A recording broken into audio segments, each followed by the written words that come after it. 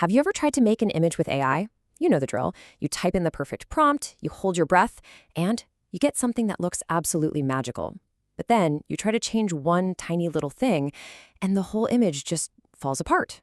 It feels like a magic vending machine, right? You get what you get. Well, today we're going to dive into a major upgrade that wants to change all of that, turning AI from a kind of frustrating machine into a real creative partner. And that right there is the heart of the problem, isn't it? AI can generate these incredible, breathtaking visuals. But for anyone who's actually tried to use it for a real project, like a storybook, a brand campaign, or a design mockup, that initial magic fades pretty fast. And you're left with one big question. Who's actually in charge here? Me, the creator, or this wild, unpredictable algorithm? Okay, so let's get into the weeds a little bit. This isn't just some small annoyance. This is a huge universal frustration for creators. We're talking about the massive gap between making a single pretty picture and being able to produce consistent, controllable, professional creative work. Does this list look a little too familiar? You create a character you absolutely love, but you just can't get the AI to draw them again in a different pose. Or maybe you need to change the color of a sofa, and bam, the entire room is suddenly different. These headaches are what separate a fun little toy from a serious professional tool. The unpredictability, the constant need to start from scratch, it's a massive workflow killer. But what if you could just talk to the AI? What if you could just ask it to make those changes conversationally? Well, that is the big promise behind a new model from Google, one that's been making some serious waves under a very memorable code name. So you've probably heard people buzzing about Nano. The name itself is kind of fun, and it actually tells a story.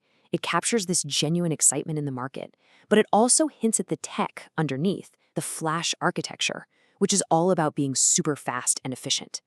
The official name, though, is Gemini 2.5 Flash Image. So where does this actually fit in the whole Google universe? Because I know, it can get a little confusing. Just think of it like this. Gemini is the brand you see and interact with, the simple, easy-to-use app. Imagen is the powerhouse, the deep tech engine humming away under the hood. Nano, or Gemini 2.5 Flash Image, is that very specialized new model that's powering all these incredible new control and editing features inside of that Gemini experience. It's really a sign of a very mature, layered strategy. So what can this thing actually do? Well, it's built around 4 key capabilities. Let's call them 4 superpowers that are designed to directly fix those creator headaches we talked about earlier. These are the things that take it from being just a generator to a genuine creative partner. All right, let's break them down real quick. First up, you've got character consistency.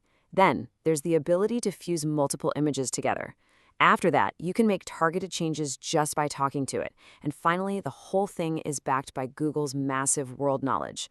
We're going to see a couple of these in action right now. Okay, let's see how this works. We're going to start by creating a really unique character. We're not just saying Mushroom Man, right? We're giving it specific key features. This first prompt is like our anchor for the character's identity. The AI generates our little sprite. So far, so good. But this is where the magic happens. In the same conversation, we give it a new prompt. And look at that key phrase, the same sprite. The AI gets it. It remembers the core features, that glowing cap, the wide eyes, and it places that exact same character into a totally new scene. Now, you gotta understand, this has been a massive technical challenge. AI models traditionally have zero memory from one image to the next, so being able to do this, it's an absolute game changer for storytellers and anyone building a brand. Okay, so let's build on that with the next superpower, fusion. Imagine you have 2 completely different ideas you want to smash together. So here, we've got an image of an astronaut and a totally separate image of a lush jungle. How in the world do you bring those together in a way that makes sense? Well, you just ask. By referencing this astronaut and this jungle, you're telling the AI to pull specific elements from your source images and combine them into one single, coherent new scene.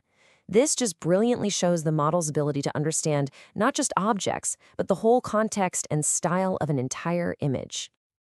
Now, these features are super impressive on their own, but their real power is unlocked when you put them into the hands of professionals.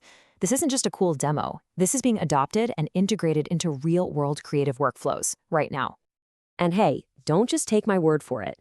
WPP, one of the biggest advertising agencies on the planet, is already talking about its potential. They see an immediate use in retail for creating product mock-ups and in consumer goods for keeping brand consistency across entire campaigns. That is a massive stamp of approval from the industry. And honestly, maybe the smartest thing Google is doing here is that they're not trying to force you into a brand new ecosystem. They're bringing this power directly to you. Through some really smart partnerships, these capabilities are being built directly into the software that millions of creatives already use every single day. We're talking Adobe Suite and the design platform Figma. The goal here is seamless integration, not disruption. Now, when you look at the whole competitive landscape, you really start to see Nano Banana's strategy click into place. It's not trying to be Midjourney, which is the undisputed king of artistic style. And it's not trying to be DALL-E, which is fantastic because it's so easy to use. Its core strength, its unique value, is all about control, editing, and slotting into professional workflows. It's built for the messy, iterative process of actually creating something. So, this is all fantastic tech, but what does it mean for you? Let's talk about how you can turn these creative powers into actual value, whether that's for a side hustle or maybe even a full-blown business. First things first, the economics. Through its API, the cost to generate a single image is less than 4 cents. That price point makes creating at scale incredibly accessible. It lets you build a real, viable business model around this without needing some huge upfront investment. And this chart just perfectly illustrates the different paths you could take. With that character consistency feature, you could easily create a whole line of print-on-demand t-shirts or set of digital stickers to sell on Etsy. If you really master the editing tools, you could offer freelance services for things like product mock-ups or even photo restoration. The low cost and the high control open up so many different business models for creators at pretty much every skill level. Now, we have to be realistic here. This technology is incredibly powerful, but it is not perfect. Users have definitely noted that it can still struggle with tiny details, like faces in a big crowd, and getting text right inside an image is a common challenge for, well, pretty much all AI models. Also, sometimes the results can feel a little too polished. They can lack a certain grit. These are the areas where the human creator's touch is still absolutely essential. So, what's the big takeaway from all this? The entire AI image generation space is shifting. The race is no longer about who can create the single most beautiful, jaw-dropping image from one perfect prompt. The new frontier, the real competitive advantage, is all about creating the best workflow. It's about reliability, it's about consistency, and it's about how well a tool fits into the day-to-day grind of getting creative work done. And all of this leaves us with a really fascinating question to think about. As these tools evolve from being simple command and execute vending machines into these conversational, collaborative partners, what does it even mean to be a creator anymore? The value is shifting away from pure technical skill and more towards vision, direction, and the art of having a great creative conversation.